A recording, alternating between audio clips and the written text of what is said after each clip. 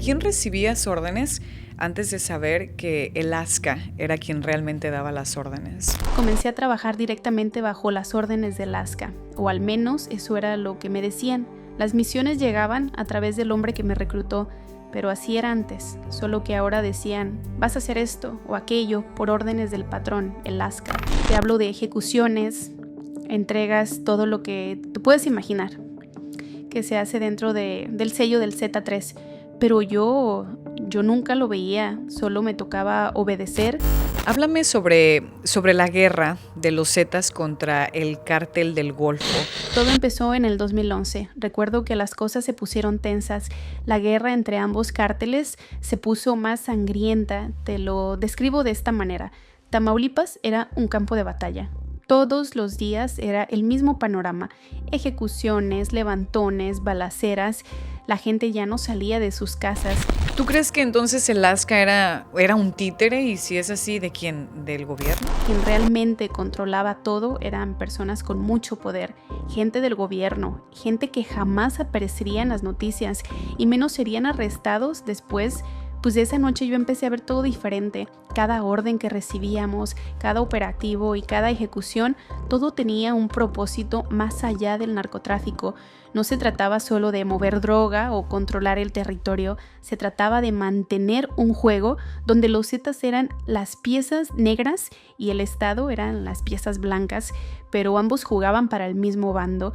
Ya no había nadie que te protegiera, alguien que te cuidara las espaldas. Solo pensé en correr o esconderme. Mis opciones no eran tantas. También pensé en revelar todo lo que sabía, pero para hacer eso necesitaba protección, pero pues la verdad, ¿quién me iba a dar protección? Así el gobierno se iba a dar cuenta que yo tenía evidencia y que si algo me pasaba, toda esa evidencia se haría pública. Pero también si lo ves desde otro panorama, podría ser tu sentencia de muerte, ¿no? Sí, pero en ese momento no lo pensé de esa manera. Yo solo buscaba salirme de la organización. Episodio más de Voces con Ana Paulina. El día de hoy tengo el gusto y el honor de presentarles a tu hermano y otras personas de alto rango. Es un ex agente de la DEA, casi estuvo Sí, no conozco muy bien. Sé que es traficante, pero no conozco. 30 años operando en diferentes partes del mundo. Bienvenidos a un episodio más de Voces con Ana Paulina. El día de hoy les voy a presentar la historia de una mujer que fue sicaria para uno de los cárteles más temidos en México. A ella la apodaban la Chiquita y no precisamente por su estatura, sino por haber ingresado a estas filas de la organización criminal a una edad muy joven. Antes de continuar, si te gusta este tipo de contenido, no olvides darle like, comentar y sobre todo suscribirte a este canal. Iniciamos. Primeramente, gracias por estar aquí con nosotros y darnos la oportunidad de escuchar tu historia. Yo quiero que nos compartas un poco de tu vida, de tu infancia y todo lo que tuviste que vivir en ese mundo criminal. Podemos hablar sobre tu niñez, ¿y cómo la vida te aventó a este mundo criminal? Podemos empezar por ahí. Gracias por la invitación. Mira, yo nací en Nuevo Laredo, Tamaulipas. Para quien no la conozca, es una ciudad fronteriza muy conocida por ser una de las más violentas de México. Desafortunadamente, mi madre trabajaba limpiando casas de los narcos. Gracias a esto, crecí viendo violencia en las calles, cuerpos colgados y balazos durante la noche como si fueran cohetes de feria. Te soy honesta, y es que para mí eso era normal. Nunca conocí algo diferente. Tengo presente que yo quería tener una quinceañera, y recuerdo que apenas cumplí 14 años cuando llegó un hombre y me ofreció trabajo. En aquellos años él era conocido por ser uno de los sicarios más de confianza de los Zetas. Me dijo que necesitaba a alguien invisible que pudiera moverse sin levantar sospechas. Yo no sabía de qué se trataba el trabajo. Al principio solo llevaba mensajes, luego armas, después aprendí a utilizarlas. Pero apenas si tenías 14 años, ¿cómo pasaste de llevar mensajes o recados a aprender a utilizar armas? Mi pregunta es, ¿quién te enseñó a utilizarlas? Fue el hombre que me reclutó, que me enseñó a usarlas sin temblar. Pero no solo eso, Pau. También me enseñaron cómo limpiar una escena del crimen o cosas como mirar a alguien a los ojos antes de asesinarlo. Este hombre un día me dijo algo que aún me retumba en la cabeza. En este negocio o eres el miedo o eres el muerto. Yo elegí ser el miedo. Sentí que era muy joven para morir. Así que a los 16 años yo ya había hecho cosas que la mayoría de las personas, sobre todo los hombres, nunca han hecho en toda su vida. Me volví muy buena en lo que hacía y cuando sabes hacer las cosas, la misma organización pone los ojos en ti y vas subiendo de rango, pero también te encierras en una vida de la cual jamás podrías salir. A los 16 años ya eras parte del mundo criminal. Si regreso un poco hacia esa época, y si las matemáticas no me fallan, fue como en el 2007, 2008, cuando empieza todo el tema de la guerra contra el narco, ¿correcto? Ahí fue cuando tu vida comenzó dentro de esta organización. Así es, fue en el 2007. Todo empezó así, mira, el hombre que me reclutó me llevó a una casa de seguridad en las afueras de Monterrey. Era una construcción vieja, había terrenos baldíos y caminos de terracería. Cuando entré a ese lugar, había poco más de 20 hombres armados hasta los dientes. De verdad que estaban equipados como si fuera la guerra, estaban vestidos de negro, se veían muy malos, su mirada reflejaba más que miedo y frialdad. Ahí fue donde conocí a Lasca, Heriberto Lascano, el Z3, el líder operativo de los Zetas. Yo veía o lo veía en la tele y se decía que era el hombre más buscado de México y pues yo lo tenía frente a mí, imagínate la impresión que yo sentí al tenerlo cara a cara. Cuando tú lo miras, ¿cuál fue tu reacción? Me mencionas que ya lo conocías, más que nada porque lo habías visto en la televisión, pero cuando lo ves cara a cara, ¿en algún punto te imaginabas que él iba a ser tu jefe o que tú trabajabas directamente para él? No, cuando yo lo vi, algo no me parecía bien. Ese hombre era alto y se veía muy fornido, como esas personas que hacen mucho ejercicio. Tenía una presencia imponente, te lo juro, que te hacía bajar la mirada. Algo que noté es que no hablaba mucho, solo daba órdenes cortas y precisas. Uno se imagina que los jefes chismean con uno, pero él no. Jamás se involucraba en las conversaciones y mucho menos bromeaba y tampoco tomaba. Cuando me presentaron con él, me hicieron ver como si yo fuera la mejor que tenía la organización en ese momento. Yo por dentro estaba bien feliz sin saber el infierno que se vendría. Te cuento que en ese momento el Lasca me miró firmemente con esos ojos oscuros y de mirada vacía. No dijo ni una palabra, Solo dijo muy bien con la cabeza. Luego se dio la vuelta y se fue a otra habitación. Esa fue la primera vez que lo vi y desde ese momento supe que algo estaba mal. Pero mal en qué forma. ¿De quién recibías órdenes antes de saber que el ASCA era quien realmente daba las órdenes? Mira, desde ahí comencé a trabajar directamente bajo las órdenes del Lasca, o al menos eso era lo que me decían. Las misiones llegaban a través del hombre que me reclutó, pero así era antes, solo que ahora decían, vas a hacer esto o aquello por órdenes del patrón, el Lasca. Te hablo de ejecuciones, entregas, todo lo que tú puedes imaginar que se hace dentro del sello del Z3, pero yo nunca lo veía, solo me tocaba obedecer. Pasaban semanas o meses sin que él apareciera y cuando llegaba era simplemente de la misma forma. Llegaba en una camioneta blindada, daba indicaciones y se iba. Siempre me preguntaba por qué nunca se quedaba a dormir en las casas de seguridad como lo hacían otras personas. Pero tú nunca te preguntabas por qué era casi nula su presencia. Te pregunto porque hace rato mencionaste que algo no te cuadraba cuando lo conociste. Ya sabes que somos mujeres y cuando algo nos hace ruido es por algo. Y no estaba muy cómoda con lo que había visto y no quería quedarme con la duda.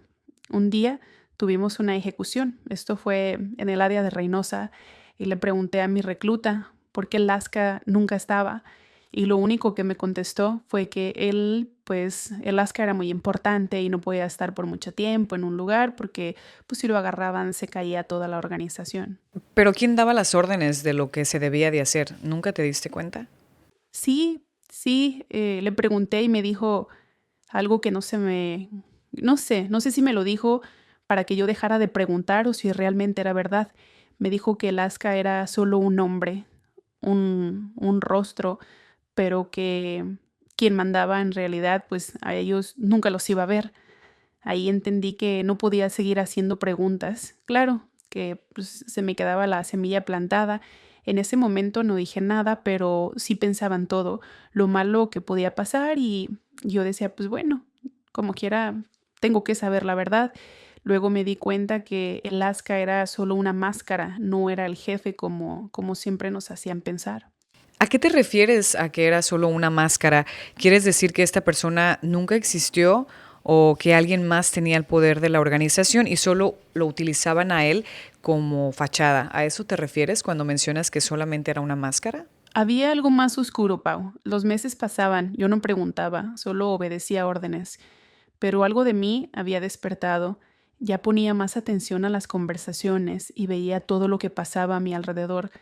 Así fui juntando las piezas del rompecabezas que nadie parecía querer armar. Había detalles importantes como cuándo se hacían reuniones. Él nunca, la verdad, nunca estaba presente, solo recibíamos órdenes por teléfono a través de otras personas. Eran órdenes bien específicas como si vinieran de alguien con información privilegiada, información que no muchas personas pueden tener. ¿Te refieres a que solo el gobierno podía tener este tipo de información? Imagínate tener nombres de policías. ¿Sabes qué hacían con esa información? No, pero supongo que los buscaban para que trabajaran con ustedes, o sea, con el cártel. No necesariamente. Aquí lo que había era, bueno, aparte de los nombres de policías, estos eran los que serían transferidos, pero también había rutas de convoy militar, fechas exactas de operativos, todo estaba, o toda esa información que nos llegaba, pues nos llegaba antes de que pasara y siempre era información correcta. Ok, cuando mencionas que escuchabas información que no deberías escuchar, ¿a qué te referías? ¿O cómo cambió tu forma de pensar, de actuar, después de saber cosas que antes no entendías o antes no asimilabas, se podría decir de esa manera, pero después fuiste procesando y ¿qué fue lo que pasó cuando tú te diste cuenta de estas cosas? Me puedes explicar o dar algún ejemplo de lo que cambió en ti? Claro, mira, un día en una casa de seguridad que tenemos, y digo teníamos porque yo era o pertenecía a ese grupo delictivo, estábamos en esta casa en Matamoros, escuché una conversación que no debía escuchar. A ese punto de mi vida yo ya estaba con las antenas bien abiertas. Recuerdo que era de noche, o más bien era tarde. Unos estaban dormidos y otros estaban borrachos. Yo estaba en el patio de atrás y pues de repente escuché voces. Estas voces estaban en la sala, venían de la sala. Me acerqué despacito porque pues yo decía, no, si me arrimo un poco más, me van a escuchar y no me iba a pasar nada, solamente me iban a decir, hey, tú vete a dormir o cosas así, no, pero no me iba a pasar nada, pero yo sí quería saber qué era lo que estaba pasando. Y pues bueno, según todos los otros compañeros estaban dormidos y cuando yo estaba afuera, pues pensé que estaba sola y eso sí me asustó, haber escuchado voces. Estaban platicando en voz baja y ya bueno, pues me acerqué sin que me escucharan y alcancé a ver a 3 personas. 2 de ellos eran comandantes de célula. Al tercero en ese momento no lo reconocí, solo recuerdo que vestía bien. Y solo con ver esa imagen supe que pertenecía a ese mundo, al mundo criminal, pues traía ropa de vestir. Al tercero no lo reconocí, solo recuerdo que vestía bien y solo con ver esa imagen supe que no pertenecía a ese mundo, al mundo criminal, pues traía ropa de vestir o ropa de salir como muchos le conocen y sus zapatos eran caros, no era el tipo de persona que ves vestido de negro y con botas tácticas, no tenía pinta de sicario. ¿Y recuerdas qué fue lo que escuchaste en ese momento? Escuché que el operativo se cancela, así tal cual, que ocupábamos de mover la mercancía antes del día planeado. El gobernador ya sabe sobre este caso. Y Alaska no necesitaba de saber. Esa última frase me dejó sin palabras. ¿Alaska no necesita de saber esto? ¿Cómo era posible que el supuesto líder de los Zetas no necesitara saber esto? Era un movimiento muy importante. El hombre bien vestido también dijo, mientras el mundo siga creyendo que Alaska es el que manda, pues nosotros podemos seguir moviendo las piezas sin que nadie mire hacia arriba. Él es el distractor perfecto. Los otros 2 se rieron. Ese no sabe ni siquiera la mitad de lo que pasa. ¿Tú crees que entonces el Alaska era un títere? Y si es así, ¿de quién? ¿Del gobierno? Pau, fue ahí que me quedó más que claro que quien realmente controlaba todo eran personas con mucho poder. gente del gobierno, gente que jamás aparecería en las noticias y menos serían arrestados después. Pues de esa noche yo empecé a ver todo diferente. Cada orden que recibíamos, cada operativo y cada ejecución, todo tenía un propósito más allá del narcotráfico. No se trataba solo de mover droga o controlar el territorio, se trataba de mantener un juego donde los Zetas eran las piezas negras y el Estado eran las piezas blancas, pero ambos jugaban para el mismo bando. Ya con esta información que escuché, empecé a recordar cosas como cuando íbamos a ejecutar a un comandante de la Policía Federal que estaba causando supuestamente problemas. La orden vino directamente de arriba, pero horas antes de que lo levantáramos recibimos un mensaje. Cancelen la misión, el comandante ya fue transferido. Ok, pero ¿cómo sabían que él iba a ser levantado o que lo iban a transferir a otro lugar o a otra plaza o a otra ciudad? Creo que se le conoce de esa manera. Eso no es nada. También recuerdo cuando un convoy militar iba a pasar a una ruta donde ya teníamos el cargamento escondido.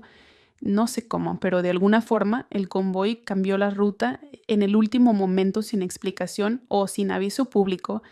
Alguien estaba moviendo los hilos desde arriba, Pau. Alguien estaba protegiendo la operación y ese alguien no era el Lasca. Háblame sobre la guerra de los Zetas contra el cártel del Golfo. Si mal no recuerdo, esto fue en el año 2011, cuando Tamaulipas empezó a arder en llamas. ¿Cómo funcionaban ustedes? Correcto, todo empezó en el 2011. Recuerdo que las cosas se pusieron tensas. La guerra entre ambos cárteles se puso más sangrienta. Te lo describo de esta manera. Tamaulipas era un campo de batalla. Todos los días era el mismo panorama. Ejecuciones, levantones, balaceras. La gente ya no salía de sus casas. No veías ni un alma por las calles, Pau. Los dueños de los negocios preferían no abrir debido a tanta violencia. Era como vivir en una zona de guerra. Pero ¿sabes qué era lo más extraño? No, que era lo más extraño. Que a pesar de toda esta violencia, nunca nos faltaron armas, información y protección. Ok, ¿y de dónde venía todo esto? Un día mi reclutador me mandó llamar. Recuerdo que estábamos los dos solos ese día y lo vi nervioso, algo que nunca había visto en él, y me dijo, necesito que hagas algo por mí. Me entregó una memoria donde se guardaban cosas, me dijo que no se lo diera a nadie, que ahí iba o había información, nombres, cuentas y pruebas de todo lo que estaba pasando. Solo si algo le pasaba o desaparecía, podía sacar esa información a la luz. ¿Pero por qué te lo dio a ti? O sea, tan fuerte era el lazo que ustedes tenían como para confiarte todo lo que estaba pasando. ¿Tanta era la confianza que te tenía como para entregarte una memoria con toda esta información por si algo le pasaba? Sí, así tal cual. Me lo dijo así de, eres la única persona en quien confío y me lo dijo con tristeza, como si supiera que algo estaría a punto de pasarle. Pero también me dijo que yo había sido la única persona que me había dado cuenta que nada de lo que estaba pasando era lo que parecía. Y me dijo, el Lasca no es el jefe, nunca lo fue. Él solo fue un soldado con nombre famoso, un símbolo, pero los verdaderos jefes son gente que nosotros nunca vamos a tocar. Gente con placas, gente con estrellas en los hombros. Yo le dije que ¿por qué me estaba contando esto? Y pues ahora, o sea, en ese momento, y pues me volvió a decir, porque creo que me van a matar pronto. Tengo mucha información y en este negocio el saber mucho es cavar tu propia tumba. Ya. ¿Y a los cuántos días después de que él presentía que algo le iba a pasar, él desapareció? Pasó muy poco tiempo, 3 días cuando mucho, y ya no lo volvimos a ver. La verdad, su cuerpo nunca apareció y yo me quedé con la memoria que me dio a guardar. La tenía escondida, yo me aseguré de que nadie la encontraría.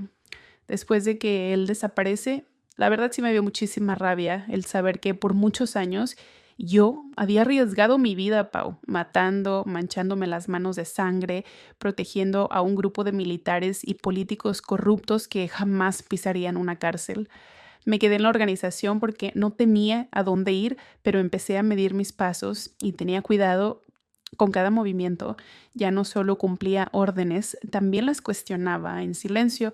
Empecé pues a guardar información, nombres, fechas, conversaciones, lugares, todo lo que a mí me sirviera por si necesitaba esta información pues la podía ocupar en el futuro. Pero también si lo ves desde otro panorama, podría ser tu sentencia de muerte, ¿no? Sí, pero en ese momento no lo pensé de esa manera. Yo solo pues buscaba salirme de la organización. Pensaba que si tenía pruebas los podía amenazar, pero no, las cosas no funcionan así.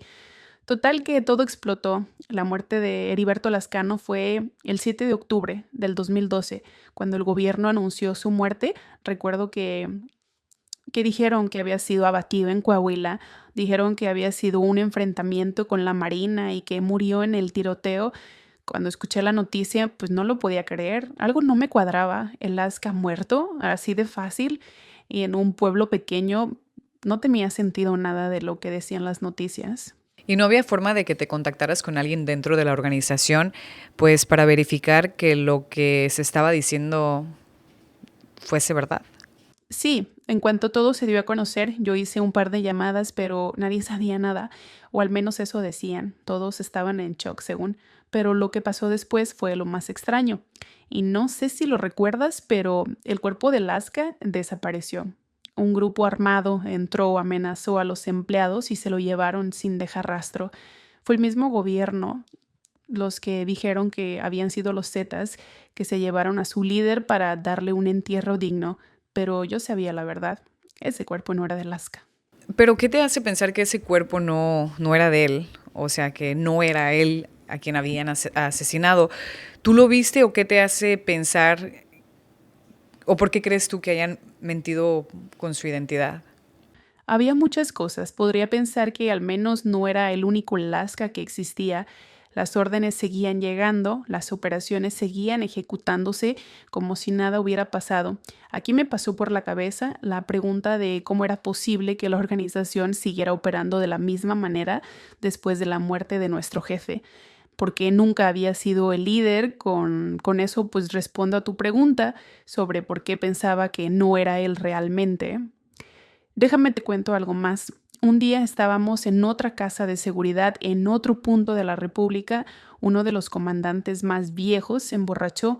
Era un hombre muy mayor, le calculo unos 50 años. Era veterano de las Fuerzas Especiales, uno de los fundadores originales de los Zetas. Estábamos solos en la parte trasera de la casa. Él estaba tomando y parecía que tenía algo que quería decir.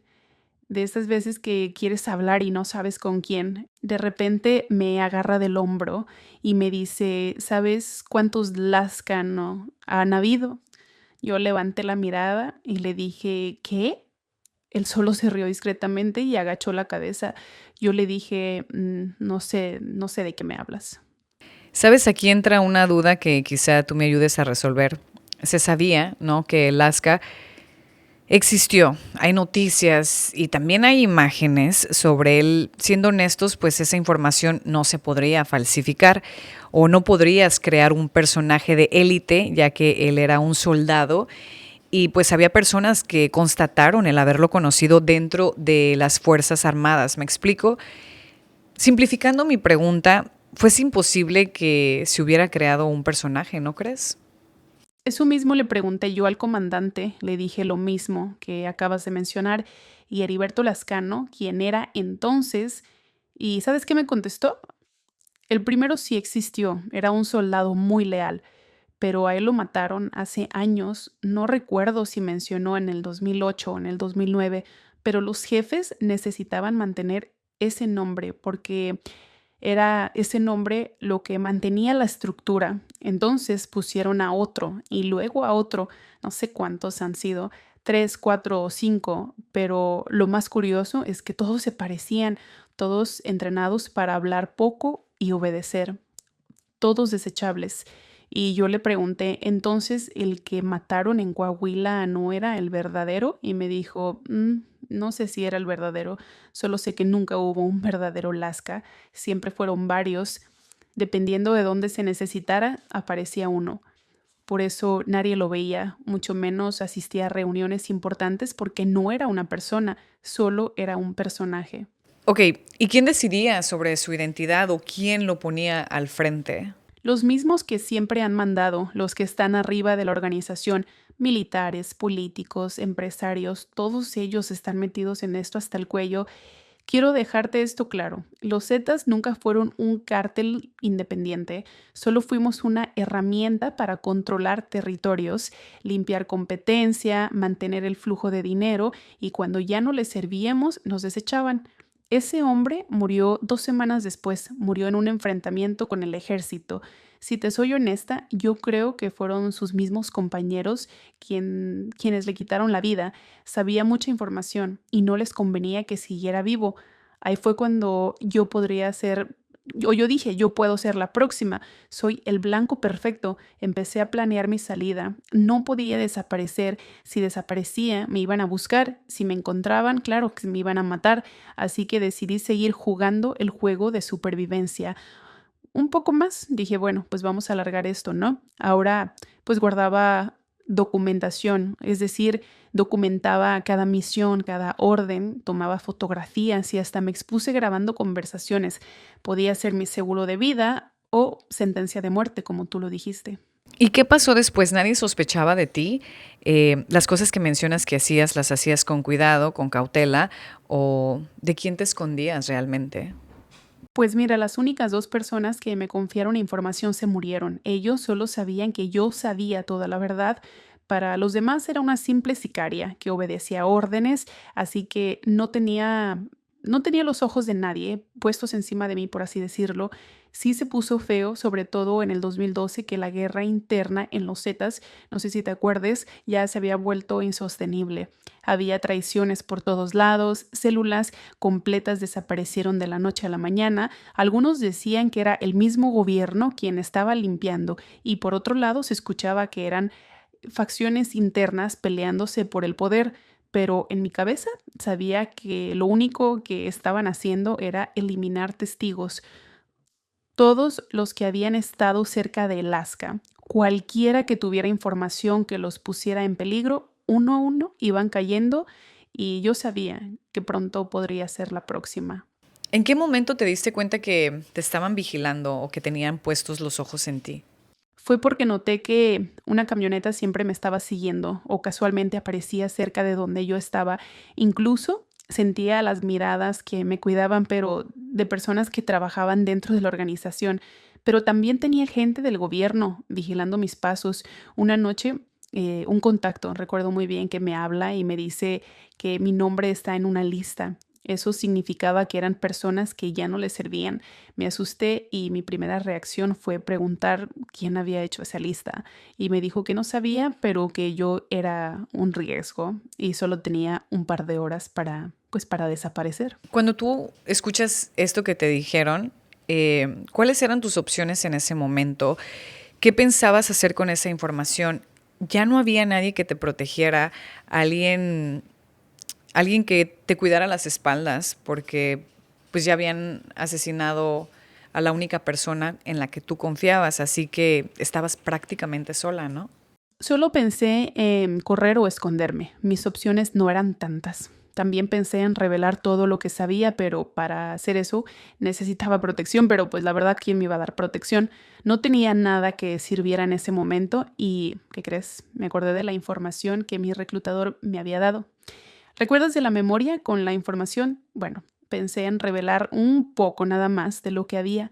Así el gobierno se iba a dar cuenta que yo tenía evidencia y que si algo me pasaba, toda esa evidencia se haría pública. Me dijeron que tenía horas, así que empecé a enviar esa información a ciertos medios de comunicación, lo que yo sabía que les podía interesar, todo lo que tenía en mis manos. O sea, para darte un ejemplo, les mandaba cierta información que, que pues a las televisoras les importara. Supongo que intentaste buscar periodistas que anteriormente hicieron pública cierto tipo de información, ¿no? Con temas del narcotráfico y todo lo que pasaba en la región, pero ¿qué era lo que les mandabas? O sea, exactamente qué les mandabas. Y otra pregunta es, ¿ellos te creyeron? Porque te lo digo de esta manera, usualmente si a mí me mandan información, pues obviamente tendría que investigar, tendría que ver qué estaba pasando, si hay un trasfondo antes de sacar una noticia. Esa es mi segunda pregunta. Y es que te lo digo porque si alguien anónimo llega y de la nada me da toda la información que tú tienes, pues claro que voy a investigar, claro que voy a preguntar y sacar la información si se necesita, pero ¿qué pasó? ¿Sí te dieron la oportunidad de dar a conocer toda esta información que tú tenías? Perdón por lo que te voy a decir, pero hay colegas tuyos que solo les importa sacar la noticia. Yo les mandé fotos, documentos, fechas y sí, en efecto, como lo mencionas, algunos ni me respondieron. Supongo que pues me juzgaron de loca, ¿no? Porque hasta me bloquearon para que ya no siguiera insistiendo con el tema, pero hubo uno que sí respondió, alguien que no trabajaba para ninguna televisora, era un periodista de estos independientes. Yo no conocía mucho de su trabajo, solo mandaba la información, esperando que alguien me ayudara a hacerla pública. Este chavo que te comento tenía como que un problema personal con los Zetas y decidió ayudarme. Primero me dijo que sí, que él iba a publicar la información y ¿qué crees? Días después de nuestro encuentro lo mataron y pues yo me di cuenta por las noticias. Quiero pensar o quiero yo imaginarme que fueron las mismas personas las que te estaban siguiendo, quienes se dieron cuenta de que te había citado con esta persona, con este periodista, ¿no? ¿Qué hiciste después? ¿Ya tenías más conciencia con esto y sabías que de antemano tus días estaban contados? En ese momento me fui a otra ciudad, no me preguntes cómo, pero logré escapar sin que se dieran cuenta. Ya con la cabeza más fría, me puse a pensar quiénes realmente me podían ayudar y proteger y pues pensé en los gringos. No fue fácil, pero conseguí el contacto de un agente que operaba en México. No fue fácil que creyera en mí hasta que le enseñé un par de fotografías con personas que pertenecían al gobierno. Eran dos junto con el Lasca. Cuando les mostré esas fotografías, se quedó sin palabras. De antemano se sabe las conexiones que existen entre el gobierno y el crimen organizado, pero su cara realmente fue de sorpresa.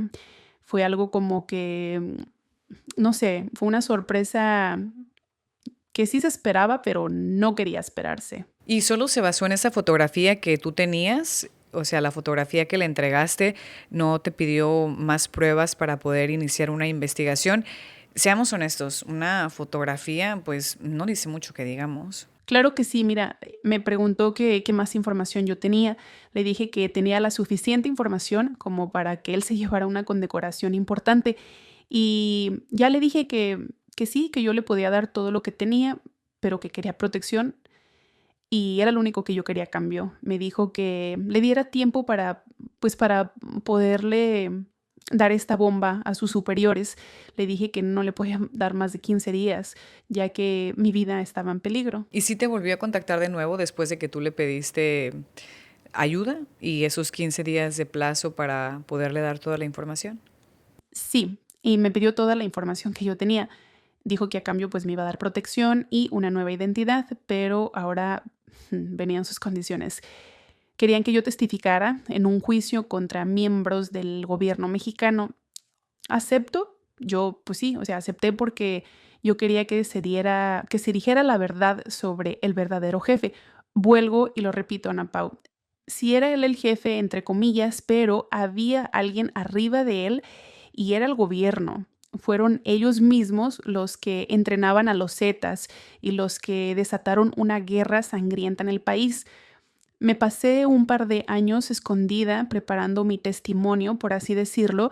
Cuando me tenía que entrevistar con ellos, se sorprendían porque con la información que tenía era claro que el gobierno mexicano no estaba combatiendo al crimen organizado, especialmente a los Zetas.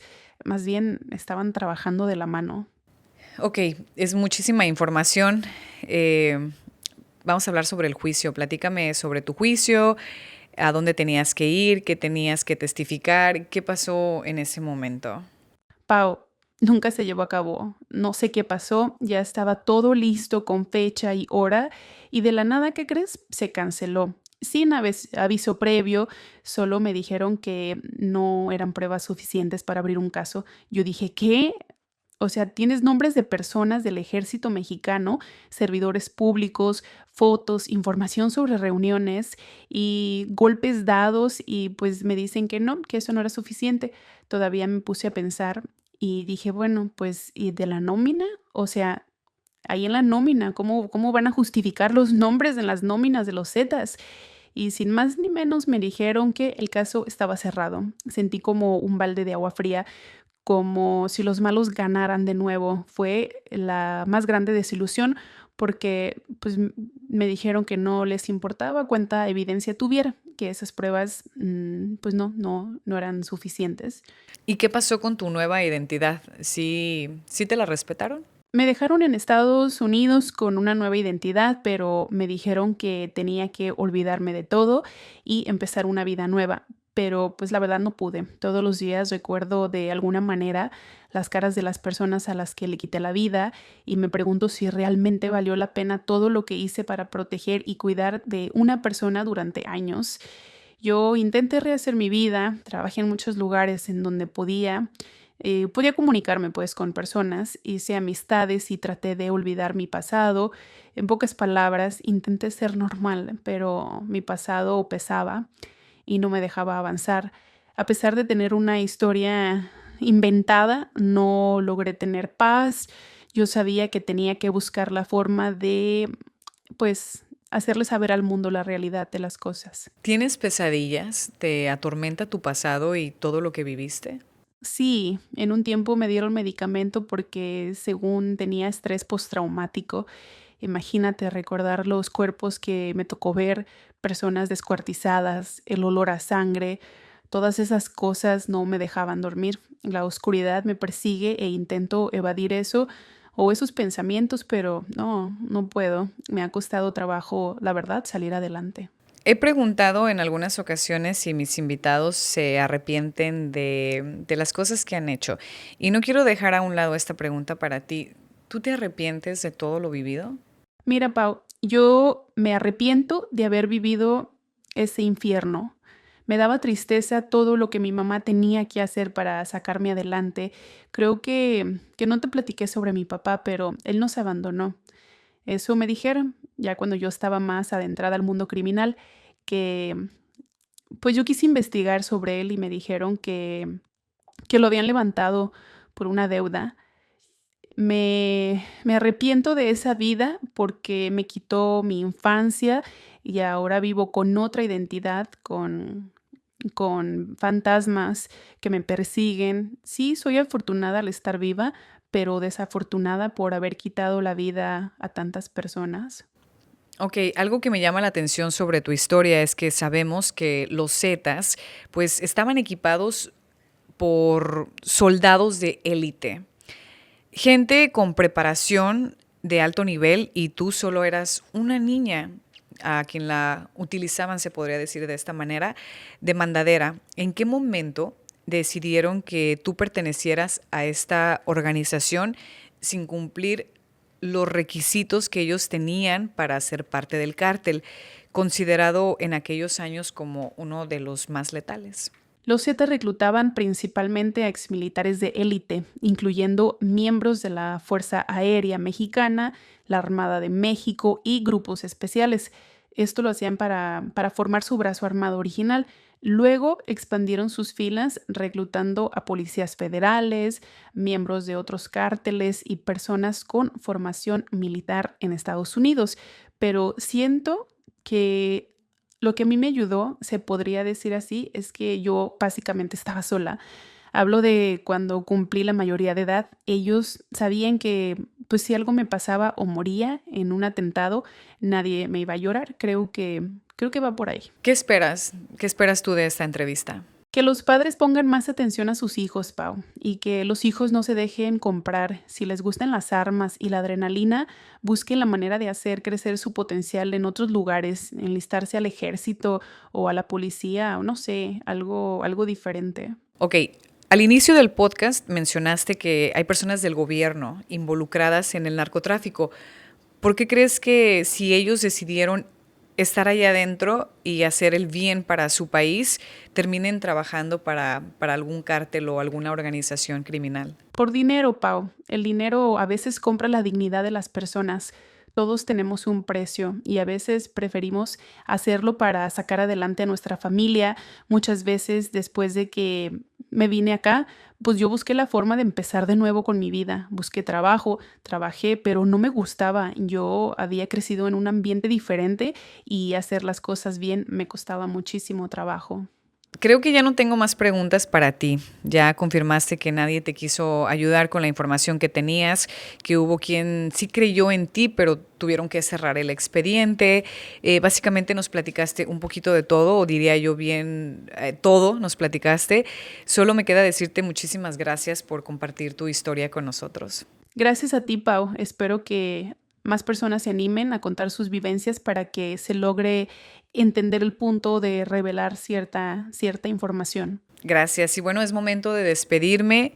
Si te gustó este episodio, no olvides dejar tu comentario, darle like y obviamente suscribirte a este canal. Yo regreso la próxima semana en un episodio más de Voces con Ana Paulina. Adiós.